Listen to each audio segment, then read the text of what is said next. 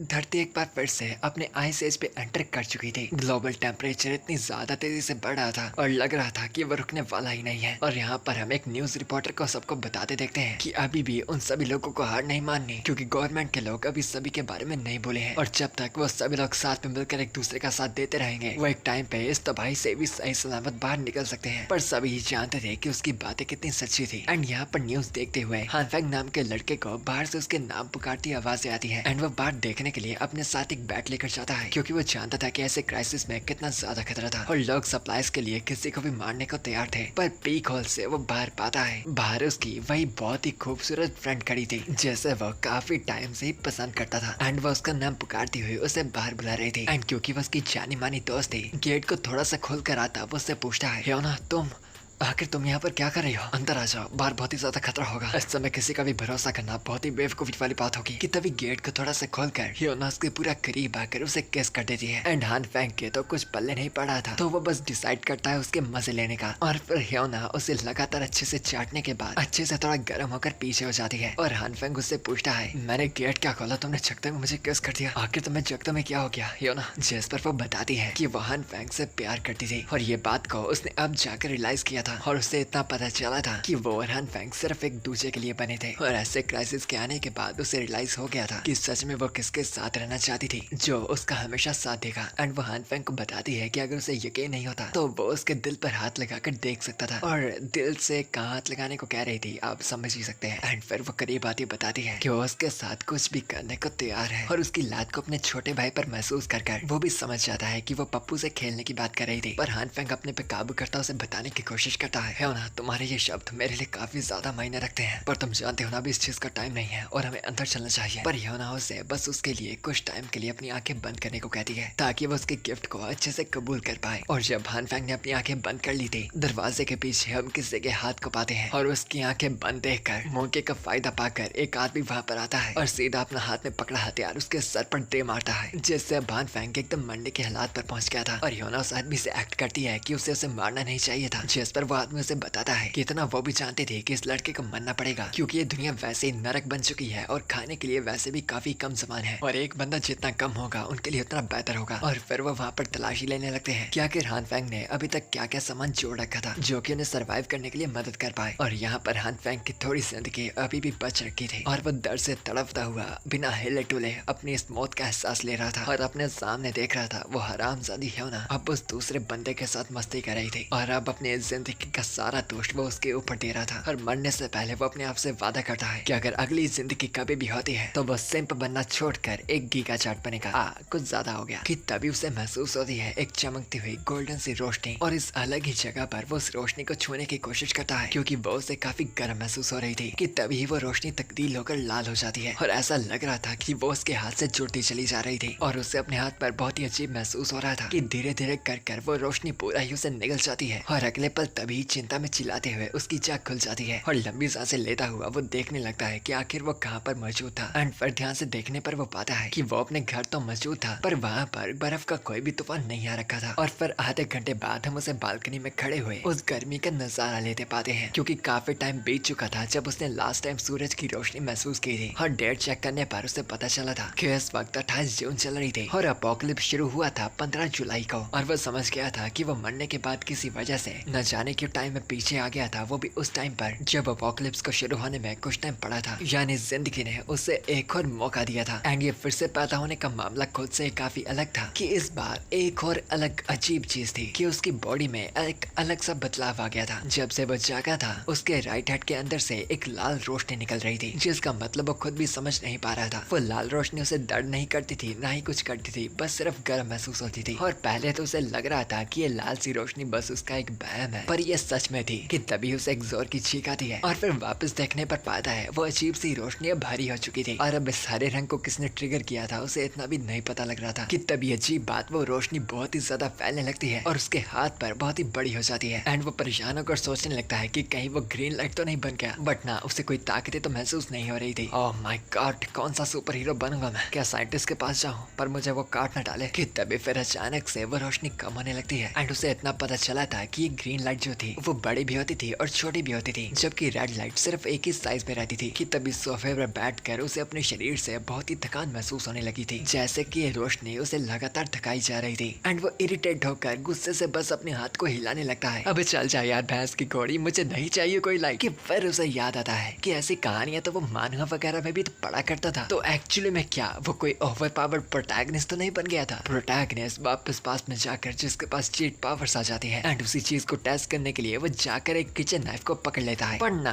कोई भी फायदा नहीं हो रहा था। और उसे रियलाइज हो गया था कि उसके पास शायद लड़ने की तो कोई ताकतें नहीं आई थी। और अब यह अजीब हरकतें कर कर कर और चीजें सोच सोच कर उसे अब जोर की भूख लगने लगी थी। बट फ्रिज में जाकर देखता है वो कुछ भी खाने के लिए पड़ा ही नहीं था, पर उसे भूख इतनी ज्यादा लगी थी कि अगर शायद अब वो कुछ ना खाता तो वो पक्का बेहोश हो जाता। कि तभी उसे पास में पड़ा रोस्टेड सोयाबीन का एक डब्बा दिखता है, एंड फिर काम चलाने के लिए वो स्नैक्स को ही खाने का सोचता है। एंड फिलहाल के लिए अगर वो इसे खा लेगा तो कम से कम उसका टाइम पास हो जाएगा, और फिर कुछ पेट पूजा करने के बाद उसमें हिम्मत तो आएगी सुपरमार्केट जाने की। और फिर अपने हरे हुए हाथ से वो डब्बे में से एक सोयाबीन निकाल कर उसे खाने लगता है। कि जब वो उसे अपने मुंह की तरफ फेंकता है, वहाँ पर एक अजीब सा धमाका होता है, और धुएं के हटने पर अपने मुंह के अंदर हाथ फेंक पाता है कि उसने खाई तो रोस्टेड सोयाबीन थी, तो उसके मुंह में पूरी की पूरी हरी दाल कहाँ से आ गई थी। और उसे अपने मुंह से बाहर निकालता वो सोचने लगता है, और तेरे भाई अब ये क्या मामला था, खाया मैंने कुछ, गया अंदर कुछ, और क्या चीज है ये यार, ये सोयाबीन है क्या। और देखा जाए तो वैसे अब मुझे थकान भी महसूस नहीं हो रही। एंड देन वो पाता है कि वो ग्रीन लाइट भी वहाँ से चली गई थी, तो पक्का इस चीज का सारा कनेक्शन उस सोयाबीन से ही था। एंड फिर वहाँ से एक मटर को तोड़कर वो पाता है कि ये तो उग गया था, एंड वो एकदम शौक और हक्का बक्का रह गया था कि आखिर लिटरली उसने ऐसा कैसे कर दिया। और फिर वो खुश होता सोच रहा था, तो ये मेरी ताकत है, पर मुझे समझ नहीं आया कि आखिर ये काम कैसे करती है। पर जो भी हो, मुझे बाद में से अच्छे से स्टडी करना होगा। हाँ, पर फिलहाल के लिए सबसे जरूरी काम है बाहर जाकर सप्लाईज को इकट्ठा करना, उससे पहले ये दुनिया फिर से खत्म हो जाए। और फिर वो चल पड़ता है सुपरमार्केट की तरफ, और बाजार में चलता चलता वो सोच रहा था, तो एक बात मैं पक्की कर लूं, पहले कि मेरे हाथ में एक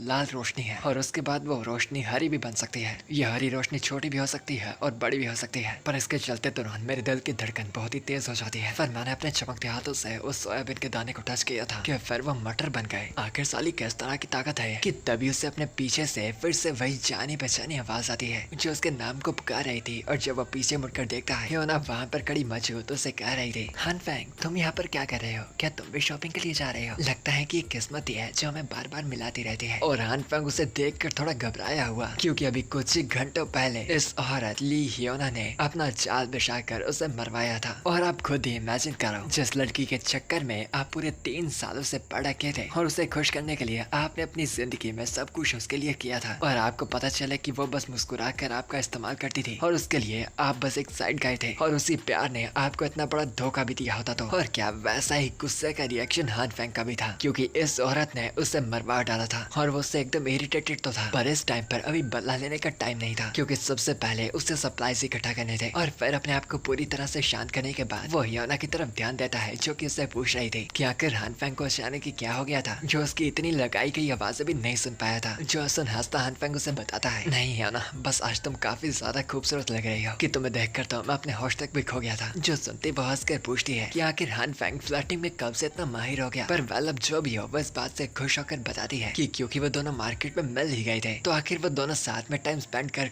आखिर कुछ शॉपिंग करने क्यों नहीं चलते। एंड ये साफ साफ हान फेंग के लिए इन्विटेशन था, जो सुनकर पहले का हान फेंग बावला हो जाता, पर अब का तो उसे साफ साफ इनकार करता वहाँ से जाने लगता है, ये बताकर कि आज उसे कोई जरूरी काम था, तो उसके पास थोड़ा टाइम कम था। एंड चलता हुआ पूरा जानता था ये लड़की सच में मुझे फिर से ATM के तौर पर इस्तेमाल करने वाली थी, पर इस बार नहीं बहन, मैं इन चीजों से पहले ही पीछे हट चुका हूँ। एंड फिर वो ईस्ट रीजन की सबसे बड़ी मॉल मार्केट में आ जाता है, जहाँ पर ज्यादातर हर एक तरह का सामान मौजूद था। और उसकी पिछली जिंदगी में जब अपोकलिप्स आया था, इस जगह को तो पहले से ही पूरा का पूरा खाली कर दिया गया था, और किसी को भी आज तक इतना नहीं पता चला कि उस जगह को खाली करने वाला आखिर कौन था। एंड इसलिए हान फेंग के पास अब बेस्ट मौका था जितना हो सके इतने सप्लाईज इकट्ठा करने का, उससे पहले कि अपोकलिप्स आ जाए। एंड उसने पूरी अपोकलिप्स की गाइड बना रखी थी कि उसे क्या क्या सामान इमरजेंसी के लिए चाहिए होगा, जिसमें खाने का सामान, मेडिकल सप्लाईज, टूल्स वगैरह, अच्छे गर्म कपड़े, डेली नेसेसरीज और ऐसे और भी कई सामानों की तैयारी करनी पड़ेगी। पर इस वक्त सबसे बड़ी मुश्किल ये थी कि उसके पास इतने पैसे नहीं थे, और आखिर इतने कम पैसों के साथ वो इन सब चीजों की तैयारी कैसे ही कर पाएगा। कि तभी उसे एक मनी लोन कंपनी से मैसेज आता है, जो कि ऑब्वियसली उसे लोन ऑफर कर रही थी। और ये मैसेज देखकर हान फेंग को बहुत से मस्त से आइडियाज आ जाते हैं कि आखिर लोन लेने के तो काफी कई तरीके थे, एंड ऐसे ऑनलाइन भी काफी सारी एप्लीकेशंस थी जिन सभी से लोन लेकर वो काफी सारे पैसे इकट्ठे कर पाएगा और अपोकलिप्स की चाल चालू होने के बाद उसे वैसे भी उसे चुकाने की जरूरत ही नहीं पड़ेगी। इमेजिन करो कि अपोकलिप्स नहीं आता, इस बंदे को तो लोग कूट डालेंगे। खैर जो भी हो, बाहर यहाँ पर हम देखते हैं ह्योना इरिटेट होकर अपना सारा गुस्सा रास्ते के पत्थर पे निकाल रही थी और इरिटेटेड होती मन में सोच रही थी कि आखिर हान फेंग को उसे मना करने की हिम्मत कैसे हुई, जबकि वो उसका कई में से एक सिंप था जिसका वो बस हमेशा से इस्तेमाल करती आ रही थी। पर आज उसके पल रहे कुत्ते की हिम्मत हो गई थी उस पर भौंकने की।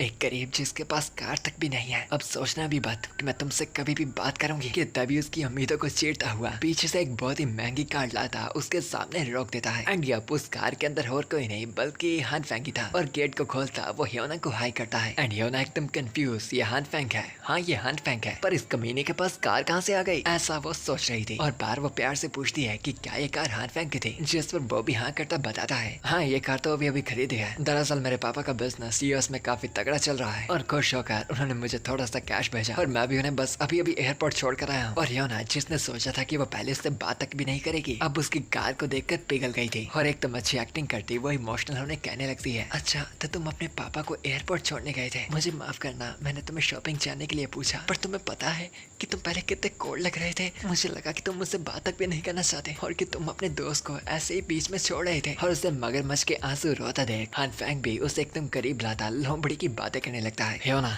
आखिर तुम्हें क्या लगता है कि मैं तुम्हें कभी भी पीछे छोड़ूंगा, तुम शायद ना समझ पाओ पर तुम मेरे लिए बहुत ही ज्यादा जरूरी हो। एंड ह्योना समझती हुई कि गर्म लोहे पर हथौड़ा मारना चाहिए उसे बताती है कि हान फेंग भी उसके लिए बहुत ही ज्यादा स्पेशल है। एंड अगर वो चाहता है तो वो दोनों साथ में डिनर और मूवी देखने जा सकते हैं, क्योंकि आज उसने फैसला लिया था हान फेंग को और भी करीब से जानने का। पर उससे पहले ही वह हरामी उसके सामने से गायब हो जाता है। जो देख सीरियसली ह्योना बस ये सोच रही थी इसकी माँ का ये कहाँ गया, कि हान फेंग उससे थोड़ा ही दूर अपनी कार के सामने मौजूद था और उसे बता रहा था कि अभी उसे घर पे ये सारा सामान रखना था तो वह भी उसके साथ मूवी देखने नहीं जा सकता था। और ह्योना से पूछने लगती है कि आखिर हान फेंग इतना सारा सामान खरीद कर क्यों लेकर आया था, जिस पर वो बस बहाना लगा देता है कि वो बस थोड़ा सा सामान लेकर आया था और साथ ही साथ सबसे स्पेशल चीज वो ह्योना के लिए भी एक गिफ्ट लेकर आया था, जिससे ह्योना भी एकदम खुश कि हान फेंग है इतना बड़ा सिंप जो है और ऊपर से उसके बाप ने भी अभी अभी से पैसा भेजा था तो पक्का उसका गिफ्ट भी काफी तगड़ा होने वाला था। और ये उम्मीदें करती वो वहाँ से घर जाने लगती है इस उम्मीद में कि हान फेंग बाद में खुद आकर उसे उसका गिफ्ट दे देगा। पर बक्सों को पकड़ा हुआ हान फेंग बस सोच रहा था, हाँ शुक्र है मैं से बिल्कुल भी जाने नहीं दे सकता कि मैं सामान इकट्ठा कर रहा हूँ, क्योंकि मैं नहीं चाहता कि ये मेरी तरह थोड़ा सा भी सामान इकट्ठा कर ले। आखिरकार ये जानकारी और खाना आज जाकर इस अपोकलिप्स में मेरे भविष्य को पक्का करने वाला है। पर ह्योना बस तुम इंतजार कर इस दुनिया के फिर से खत्म होने का, और अपोकलिप्स के बाद तुम दोनों को ही समझ आएगा, खासकर उस आदमी को जिसने मुझे मारा था उनके क्या वाट लगने वाली है। और अब वो धीरे धीरे कर थोड़ा सा इंतजार करने लगा था कि आखिर कब ये अपोकलिप्स आएगा और इन सभी लोगों की वाट लगेगी। और अब आ चुकी थी 29 जून और वो डिजास्टर जिसमें सब कुछ -डिग्रीज में चला गया था वो शुरू होने वाला था 15 जुलाई को। और अगले महीने से ही धीरे धीरे कर टेम्परेचर लो होना शुरू हो जाएगा और एक टाइम पर ये पूरी धरती ही बस बर्फ और तूफान में रह जाएगी। और अब हान फेंग सबसे पहले खाने का इंतजाम करता है कि आखिर इतने सारे बग से हान फेंग क्या मंगवा रहा था। और हान फेंग भी सारा खाना बंद मंगवा रहा था ताकि किसी को भी शक ना हो कि आखिर वो अंदर क्या स्टोर कर रहा है। और खाने के बाद जो सेंसिटिव सप्लाईज थे उन्हें वो रात को खुद घर के अंदर लेकर आता है जब बाहर कोई भी मौजूद ना हो। और क्योंकि अपोकलिप्स के बाद बिजली की भी एकदम वाट लगने वाली थी तो इसलिए उसने जनरेटर के लिए भी काफी अच्छा इंतजाम कर लिया था और इतना तेल भी मंगवा लिया था कि वो 1 साल तक चलता रहे। और अपोकलिप्स के चालू होने पर हीटिंग सिस्टम भी बंद हो जाएगा तो उसने अपने घर को भी उसके लिए एकदम अच्छे से मॉडिफाई करवा लिया था। और उसी के दौरान उसने खिड़कियां और दरवाजे भी पक्के करवा लिए थे ताकि उसे बाहर से कोई भी तोड़ ना पाए। और एक जगह सप्लाईज रखने के लिए उसे एक अलग सा रूम चाहिए था। और ऐसे ही धीरे धीरे कर उसने हर एक चीज का इंतजाम कर लिया था। और ये सारी तैयारियां करते ही 14 जुलाई आ चुकी थी और अब बस एक दिन ही बचा था अपोकलिप्स के शुरू होने पे। और अगली तैयारी जो उसे करनी थी वो थी सबसे मेन वाली, वो था अपनी एबिलिटी को स्टडी करना कि आखिर वो कैसे काम करती थी और उसका करना क्या था।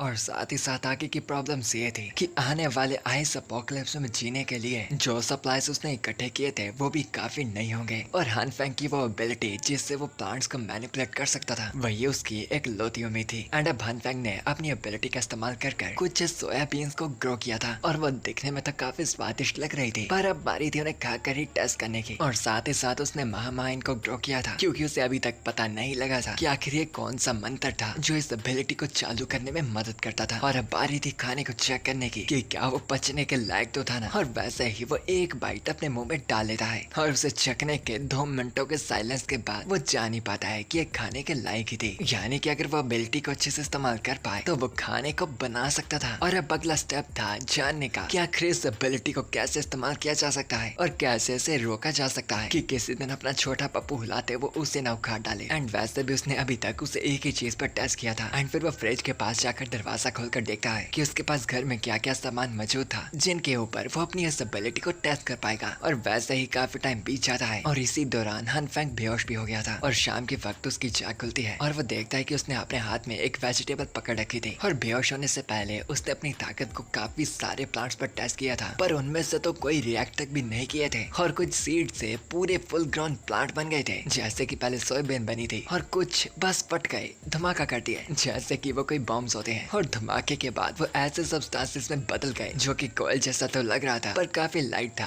बट वेल जो भी हो, उन्हें भी बाद में डिजास्टर के बाद हीट लेने के लिए इस्तेमाल किया जा सकता था। यानी कम से कम अब वो इन सर्दियों में गर्म तो हो सकता था ना, जबकि बाकियों के तो एल लगने वाले थे। और उसके बाद भी वो कई चीजों पर हो ट्राई करता रहा। एंड इस बार उसने टेस्ट किया कि अपने सांस को कंट्रोल करने पर क्या वो अपनी इस एबिलिटी को कंट्रोल कर पाएगा। कि तभी उसके हाथ में एक सब्जी उग जाती है, जिससे परेशान है वो बस कह रहा था, सच में यार कैसे काम करती है ये एबिलिटी, कभी तो किसी बाप की भी नहीं सुनती और कभी खुद भी काम कर जाती है। एंड उसे अभी तक इस एबिलिटी को कंट्रोल करने का कोई भी पैटर्न नहीं मिला था। और वो सोचने लगता है कि आखिर कौन सा तरीका इसे कंट्रोल करने के लिए अच्छे से काम आएगा। पर उसे एक चीज का आइडिया तो लग गया था कि ये जो भी तरीका था वो पक्का उसके मन के साथ जुड़ा हुआ था और वही इसे एक्टिव करने की कंडीशन होगी। और फिर वो अपनी आंखें बंद कर कुछ मेडिटेट करने का ट्राई करने लगता है और ऐसा सोचने लगता है कि जैसे वो नेचर साथ में हो और वो उस खुले नेचर में एकदम खुला होकर घूम रहा था। उसका शरीर और दिमाग इसे ही अलग सी दुनिया का एक हिस्सा थे और वो अपने साथ को नेचर से जोड़ने की कोशिश करता है। और लोग क्या बन गई बात, जब वो अपनी आंखें खोलता है, आंखें खोलकर वो पाता है कि सच में पहली बार वो अपनी इस ताकत को कंट्रोल कर पाया था और इस बार उसने अपनी चाहत से इस एबिलिटी को चलाया था। और अब बारी थी उस एबिलिटी को टेस्ट करने की मीट पर, क्योंकि अगर वो खा सकेगा तो उसका और भी फायदा होगा। एंड वो उस पर हाथ रखकर उसे चेक तो करने की कोशिश करता है, बट उसका कोई भी रिएक्शन नहीं आता, जिससे उसे लगता है कि शायद ये एबिलिटी सिर्फ प्लांट्स पर ही काम करती थी। एंड इस बात से वो थोड़ा इरिटेटेड था, क्योंकि जो चीज सबसे स्वाद होने वाली थी वो उसके लिए कोई जुगाड़ कर भी नहीं पा रहा था। एंड वो ऐसा ही अपने ख्यालों में डूबा हुआ था कि तभी उसे याद आता है कि जब वो मेडिटेट करता था उसे अपने कॉन्शियसनेस में एक नहीं बल्कि 2 कलर्स दिखाई देते थे और उसने अभी तक उस लाल कलर का इस्तेमाल किसी पर किया तक नहीं था। एंड इसलिए अब वो फैसला करता है उस रेड लाइट का इस्तेमाल करने का। एंड कुछ कर वो उस रेड लाइट को अपने हाथ से बाहर निकाल पाता है और वो रेड लाइट उसके पकड़े गए मीट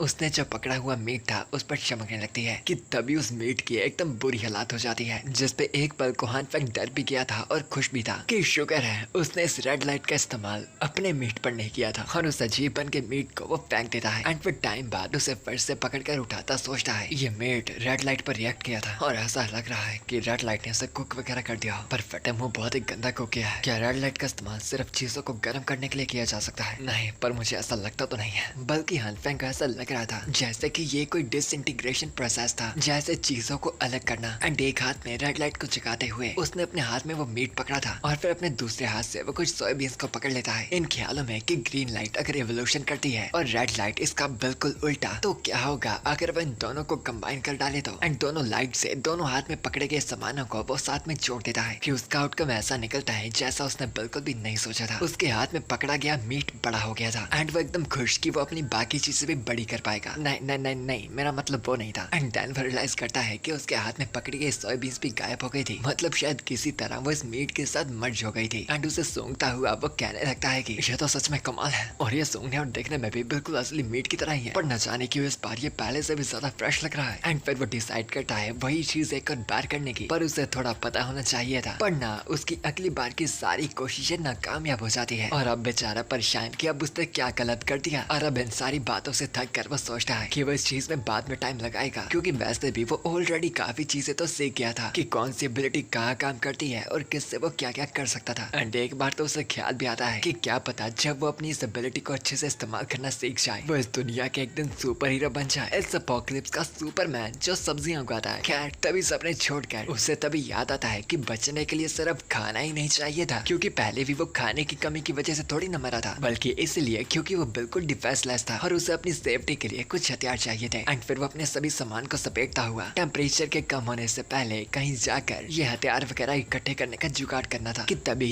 खिड़की से बाहर वो पाता है कि बाहर बर्फ पड़ना ऑलरेडी शुरू कर गई थी और वो दिन जल्द ही करीब ही था जब इस दुनिया का जल्दी चप्पा चप्पा बदलने वाला था। और क्योंकि टेम्परेचर आने वाले हफ्तों में बहुत ही ज्यादा गिरने वाला था तो वो बाहर निकल जाता है फटाफट किसी तरह गन का जुगाड़ करने के लिए। पर इस जगह पर गन्स वगैरह खरीदना इलीगल था और ना ही उसका किसी ऐसे बंदे के साथ कनेक्शन वगैरह था। एंड वो इधर उधर ख्याल सोचता घूम ही रहा था कि उससे एक जाना माना बंदा दिखता है, गोल्डन बाल, सोने की चैनें डाल रखी और अपने अलग ही फैशन में चलता हुआ वो आदमी बड़ी बड़ी बातें फेंक रहा था कि जैसे उसकी बड़े बड़े बंदों से वाकफी थी। एंड वो एक बहुत ही ऊंची हस्ती थी और उसे उस जगह पर होमलेस जॉय नाम से जाना जाता था और उसका असली नाम ली जी ही था, पर ज्यादा के करीबी बंदे उसे ब्रदर ली नाम से पुकारते थे। और वो बंदा भी हान फेंग के नेबरहुड का ही था और ये बंदा इस एरिया के ज्यादातर हर लोगों को जानता था और ये कोई जॉब वगैरह तो नहीं करता था, पर हमेशा ऐसे दिखावा करने की कोशिश करता था कि वो काफी बिजी है। हाँ भाई, मैं 20 मिलियन की डील ना मैंने फिनिश कर दी है। क्या 10 मिलियन की एक और डील? कोई नहीं, मेरी मदद चाहिए, मैं आता हूँ। जबकि शायद उसे असलियत में पता तक ना हो कि मिलियन में कितने जीरो होते हैं। एंड हान फेंग को थोड़ी उम्मीद आती है कि क्या पता ये बंदा ही किसी को जानता हो जो हथियार वगैरह यहाँ पर बेचता हो, कि तभी वो उसके पास आता है, उसे ग्रीट करता है। ओ ब्रदर ली, क्या हाल चाल, कैसा चल रहा है सब कुछ? पर ली उसे ना जान पाता पूछता है कि क्या वो एक दूसरे को जानते हैं। जो सुन हान फेंग उसे बताने लगता है, ओह ये मैं हूँ शाओ हान फेंग, हम पहले मिले तो हैं, लगता है कि ब्रदर ली मुझे याद नहीं रख पाए। जिस पर ली बताता है कि आजकल वो कामकाज में इतना डूब गया था कि वो ज्यादा कर चीजें याद तक भी नहीं कर पा रहा था। एंड फिर वो पूछता है कि हान फेंग को उसे क्या चाहिए था। जिस पर हान फेंग आस पास देखता है एंड जब वहाँ कोई नहीं होता वो ली के पास आ उसके कान में फुसफुसाता कहता है कि उसे एक गन खरीदनी थी और ये हर जगह बैन हुए हथियार का नाम सुनकर ली घबराता पूछने लगता है कि आखिर उसे ये हथियार क्यों चाहिए और आखिर हान फेंग ने क्या बड़ा कांड कर दिया था जिसका असली रीजन हान फेंग बताना नहीं चाहता था। कि फिर ली हान फेंग को बताने लगता है, देख छोटे भाई,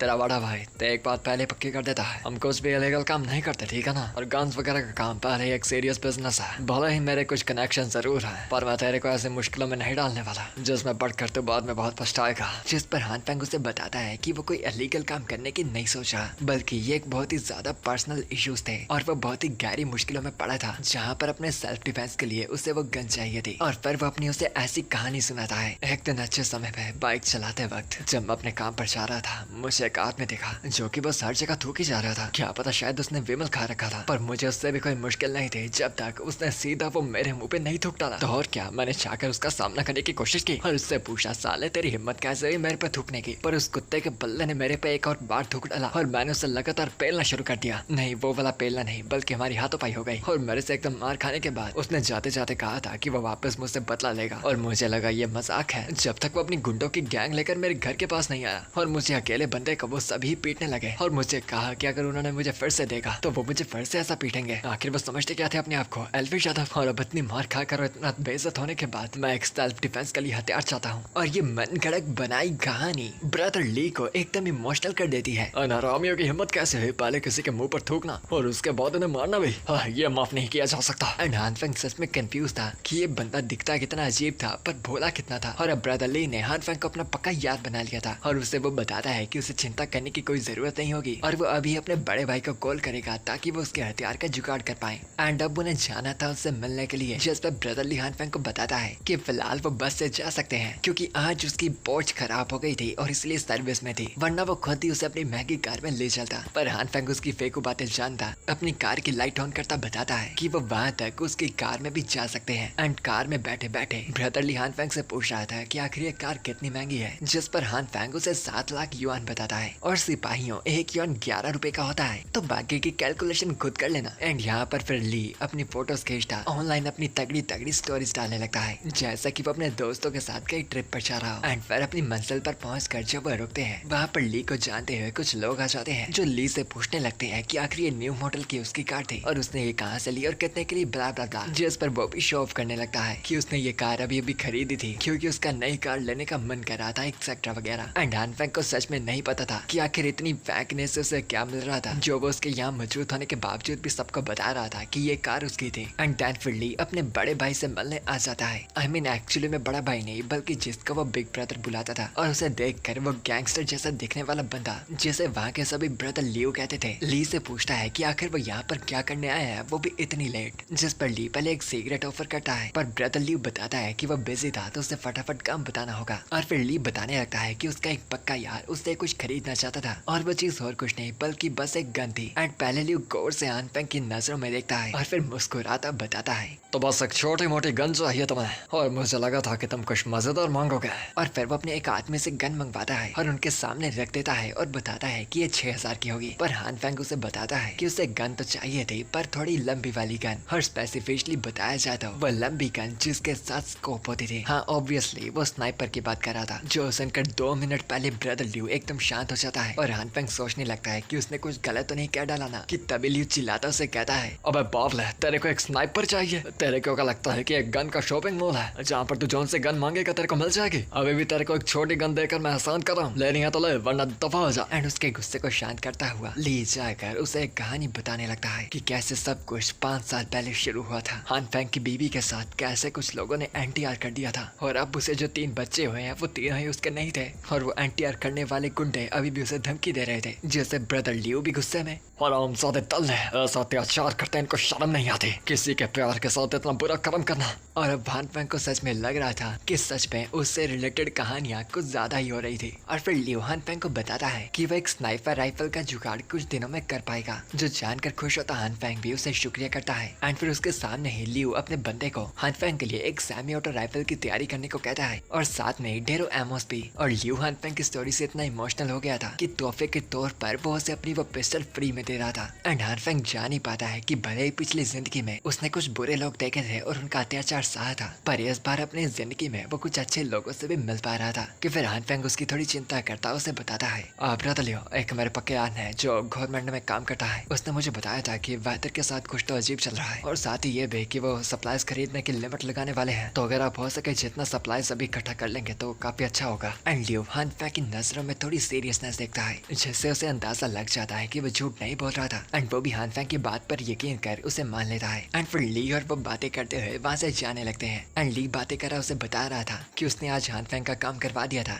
क्योंकि आज उसका बड़ा भाई भी काफी अच्छे मूड में था कि शायद अगर वो कैनन मांगते तो वो भी उन्हें वो दे देता। एंड हान फेंग बताता है कि ली ने भी काफी मदद की थी तो वो उसके लिए कुछ सीक्रेट्स खरीद सकता था, जिस पर ली बताने लगता है, ना मेरे भाई ऐसा करने की जरूरत नहीं, मुझे बस लोगों की मदद करनी अच्छी लगती है, पर अगर तुम बस चाहते ही हो तो खरीद कर दे सकते हो, और ज्यादा मत खरीदना, बस 8 कर बड़े डब्बे काफी रहेंगे, और साथ ही मेरा एक बड़ा प्रोजेक्ट चल रहा है, जब वो खत्म होगा देखना मैं तुम्हें कहीं घूमने लेके जाऊंगा। और यहाँ पर हान फेंग तो अपने ख्याल में डूब रखा था कि उसने ज्यादातर हर सामान इकट्ठा कर लिया था, तो अब लास्ट काम बचा था अच्छे से अपनी एबिलिटी को स्टडी करने का। और अगर उसने पूरी तरह से पोर्ट की प्रॉब्लम को पक्का कर लिया तो उसके आगे के जिंदा बचने के चांस बहुत ही ज्यादा बढ़ जाएंगे। कि तभी सोचता सोचता बर्फ की वजह से उसका पैर फिसल जाता है और वो घूमता हुआ बहुत ही जोर से जाकर गिरता है। और ली भी चिंता में भागता आता है और पूछता है कि हान फेंग ठीक तो था ना, पर यहाँ पर हान फेंग दर्द में तड़प रहा था और वो उसे बताता है कि उसकी लात टूट गई है। और फिर कार की चाबी निकालता हुआ वो उसे बताता है, ब्रदर तुम्हें मुझे हॉस्पिटल लेकर जाना होगा। पर यहाँ घबराया ब्रदरली सारी बात सच बता देता है कि एक्चुअली में तो उसके पास ड्राइवर लाइसेंस भी नहीं था, क्योंकि उसे गाड़ी भी अच्छे से चलाने नहीं आती थी और वह रूल ब्रेक भी नहीं करना चाहता था। पर हान फेंग की बुरी हालत देखकर एक भाई होने के नाते वो उसे फिर भी उठाकर वहाँ से ले जाने लगता है। पर चलता हुआ वो एक बात पक्की कर देता है कि चाहे उसे खुद पे करना पड़ जाए पर वो गाड़ी में नहीं जाएगा बल्कि उसके लिए टैक्सी ले लेगा। और यहाँ पर एक तरफ हॉस्पिटल में हम जियो नाम की एक खूबसूरत नर्स को देखते हैं जो कि इतने ठंडे मौसम में भी काम कर रही थी और वो वहाँ की हेड नर्स थी। और उसे कॉल आती है कि स्टाफ थोड़ा कम पड़ गया था, तो हेड नर्स को भी वहाँ पर मदद करने आना होगा और वो भी समझती मदद करने को तैयार थी।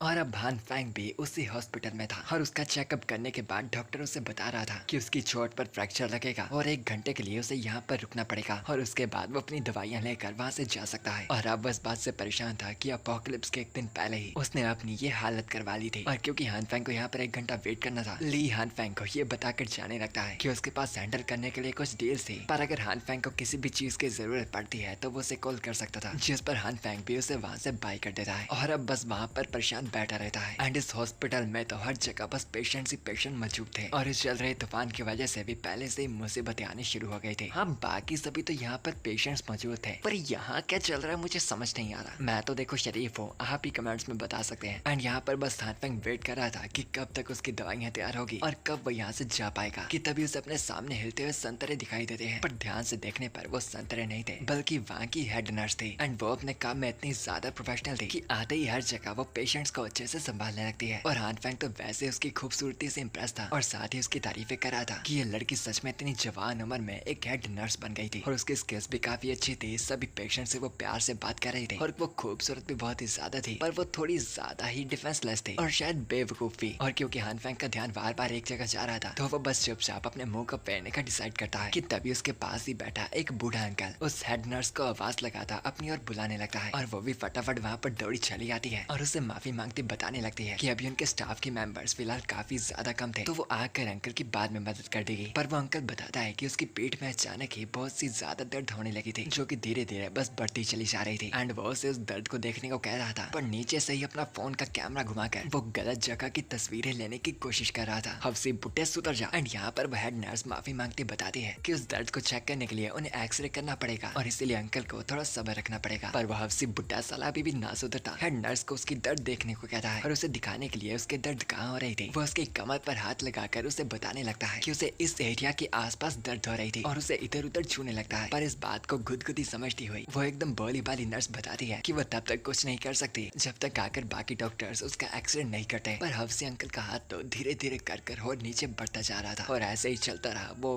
गलत जगह पर पहुंच नहीं वाला था कि तभी अचानक एक पैरों का स्ट्रक्चर आकर उसे लग जाता है और वो हफ्सी बुड्ढा नीचे गिर जाता है। और ये करने वाला और कोई नहीं बल्कि हान फेंग ही था, जो माफी मांगता बताता है कि उसे ये स्ट्रक्चर यूज करते फर्स्ट टाइम था, तो इसलिए उससे ये गलती से हुआ था। और फिर वो उस हफ्सी अंकल के गिरे फोन को उठाने लगता है, ये दिखावा करता है कि वो उसकी मदद करना चाहता था। और वो अंकल भी एकदम गुस्से में परेशान उसे फोन को ना छूने को कहता है, क्योंकि फोन हाथ आ गया तो सारा सच बाहर आ जाएगा। और हान फेंग उठाकर देखता है कि सच में जैसा उसे बिल्कुल शक था, ये बुड्ढा भैंस का घोड़ा अश्लील था। और फिर फोन की स्क्रीन उसकी तरफ करते वो उसे धमकाता बताता है, बुड्ढे अंकल इस उम्र में भी तुम्हारी हिम्मत है ऐसी हरकतें करने के? पहले तो एक नर्स की स्कर्ट का फिल्म करना और उसके बाद उसे मोलेस्ट करने की कोशिश करना। मुझे एक अच्छी वजह बता दे कि मैं अभी सिक्योरिटी को ना बुलाऊं और तेरे को यहाँ से पुलिस के पास ना भिजवाऊं। और अच्छा होगा तो अभी यहाँ से भाग जा। बेशक मैं तेरा फोन तेरे को नहीं देने वाला, और अगली बार मुझे तेरा चेहरा भी देखा तो सोचना भी मत कि मैं तेरे साथ क्या करूंगा। और वो ठरकी बुड्ढा बस एकदम इरिटेट होकर वहाँ से भाग जाता है। और उस भोली भाली डफर नर्स को समझ नहीं आता कि अंकल की तो पहले पीठ में दर्द थी, तो अब वो इतनी तेजी से भाग कैसे गया। और हक्का बक्का हान फेंग बताता है कि वो बुड्ढा ठरकी था जो उसकी स्कर्ट की फिल्म कर रहा था, जिससे उस हेड नर्स को शौक लगता है। और फिर उसे उस अंकल का फोन देता वो बताता है कि अब ये हेड नर्स की मर्जी थी कि वो कॉप्स को बुलाना चाहती है या फिर नहीं, पर अगली बार से वो इस तरह के ठरकियों से बचकर रहे तो ही फायदा होगा, वरना ऐसे लोग बस भोलेपन का फायदा उठाते हैं। और उसे शुक्रिया करती हुई वो हेड नर्स पूछती है कि पहले तो उस लड़के के पैर में चोट लगी थी, तो आखिर वो इतनी सही सलामत खड़ा कैसे हो पा रहा था। कि तभी हान फेंग रियलाइज करता है कि हीरो बनने के चक्कर में वो अपनी हो रही दर्द को एकदम ही भूल गया था। एंड फिर हम टाइम बाद हेड नर्स को उसका फ्रैक्चर बांधते हुए देखते हैं और एकदम सही सी मरहम पट्टी करने के बाद हान फेंग उसे शुक्रिया करता है, जिसका जवाब देती वो बताती है कि दरअसल उसे तो हान फेंग का शुक्रिया करना चाहिए था जो उसने उसे ऐसी मुसीबत से बचाया था, और अगर अगली बार उसे कोई ऐसा ठरकी दिखा तो वो उसे बिल्कुल भी जाने नहीं देगी और उसे मुक्के मार मार कर पीट डालेगी। जिस पर हान फेंग भी बस उसे अपने आसपास के माहौल से सावधान रहने को कहता है। पर सीरियसली वो हेड नर्स अभी भी सावधान और नहीं थी, क्योंकि हान फेंग महसूस कर पा रहा था कि उसका पैर इस वक्त एकदम सॉफ्ट जगह पर था। और फिर मरहम पट्टी के बाद हेड नर्स के बाकी कलीग्स उसे मदद के लिए बुलाने लगते हैं और वो भी वहाँ से जाने लगती है हान फेंग को ये बताकर कि उसे हर एक हफ्ते अपना पैर चेक करवाने के लिए आना ही पड़ेगा। और वो भी बातों ही बातों में बस इस बात पर हाँ कर देता है, पर अंदर ही अंदर से जानता था कि अगले हफ्ते तक ठंड बहुत ही बढ़ने वाली थी, तो वो पक्का अब वापस उससे कभी भी नहीं मिलने वाला था। और फिर थोड़ा सा उदास होकर वो वहाँ से चल पड़ता है। और अगले दिन हम देखते हैं कि तूफान और ठंड काफी बढ़ गई थी। टीवी पर न्यूज रिपोर्टर्स भी बता रहे थे कि अगले 24 घंटों तक हर एक रीजन का माहौल काफी ठंडा होने वाला था, जबकि वो जगह भी जहाँ पर कभी ठंड नहीं पड़ती थी आज एकदम ठंड में डूब रही थी। और यह बात तो काफी अननेचुरल थी, पर गवर्नमेंट अभी भी इस बात का पता लगाने की कोशिश कर रही थी। पर एक्सपर्ट के मानने से पता चल रहा था कि ये तूफान ज्यादा देर तक नहीं रहने वाला और सभी को बस गवर्नमेंट की बात मानकर शांत रहना है और किसी को भी फालतू में सप्लाईज इकट्ठा करने की कोई भी जरूरत नहीं थी, क्योंकि ये डिजास्टर जल्दी खत्म होने वाला था। जो न्यूज देखता मजे से वाइन पीता हान फेंग कह रहा था कि सच में गवर्नमेंट अपने मुंह से हमेशा झूठ ही बोलेगी। लोगों को एकदम शांत और एक जगह पर बिठाए रखने के लिए ये लोग कभी भी असली सच नहीं बताते, और अगर वो खुद फ्यूचर से वापस नहीं आया होता तो एक बार फिर से उन पर सच में यकीन कर लेता। पर खैर जो भी हो, इस बार के डिजास्टर के लिए वो बिल्कुल ही रेडी था। सारा सप्लाईज इकट्ठा कर रखा था, घर को भी पहले से पूरा पक्का कर दिया था, हीटिंग सिस्टम भी बिल्कुल ही रेडी था। और अब सब कुछ रेडी होने के बाद उसे सर्वाइवल की ज्यादा चिंता करने की जरूरत नहीं थी कि तभी उसके मोबाइल पर उसके बने गए नेबर्स ग्रुप के मैसेज आने लगे थे, जहाँ पर सभी लोग आपस में ग्रुप में बातें कर रहे थे इससे डिजास्टर के बारे में। कुछ लोग इस ठंडे मौसम से खुश थे और कुछ लोग ऑफिस से मिली छुट्टियों से भी, और कुछ लोग इस ठंड से परेशान थे कि तभी उस हाउस कॉम्प्लेक्स ग्रुप में एक मिस्टीरियस पर्सन आकर मैसेज भेजने लगता है, ये लिख करके इस नई दुनिया के सभी लोगों सुनो, ये तूफान कोई नॉर्मल वेदर से नहीं हुआ था, बल्कि धरती में कुछ ना कुछ गलत हो गया था। यानी ये तूफान और मौसम बिल्कुल भी नॉर्मल नहीं था, बल्कि असल में तो आइस से ही शुरू होने वाली थी। और हान फेंग एकदम हैरान कि आखिर अब ये कौन सा बावला बंदा था जिसे उसकी तरह इस अपोकलिप्स के बारे में पहले से पता था। पर अब क्या वो मिस्टीरियस पर्सन भी उसकी तरह वापस पैदा हुआ था या फिर सिचुएशन में कुछ और ही गलत था। बट वेल अब ये जानने के लिए तो आपको वेट करना पड़ेगा इसके अगले एपिसोड का। एंड क्यों ये सीरीज ऑनगोइंग है तो शायद चैप्टर्स आने में थोड़ा टाइम लगेगा। बट खैर अगर आपको ये सीरीज सच में पसंद आई है तो जाने से पहले वीडियो को लाइक और शेयर करना मत भूलिएगा। और साथ ही गाइस अब आप हमें सपोर्ट करने के लिए सुपर थैंक्स ऑप्शन का इस्तेमाल भी कर सकते हैं, या फिर उसके अलावा मेंबरशिप का। बट वेल अगर नहीं तो कोई बात नहीं, मैं सब्सक्राइब लाइक शेयर से ही काम चला लूंगा। So anyways guys for now bye good bye sayonara जाना।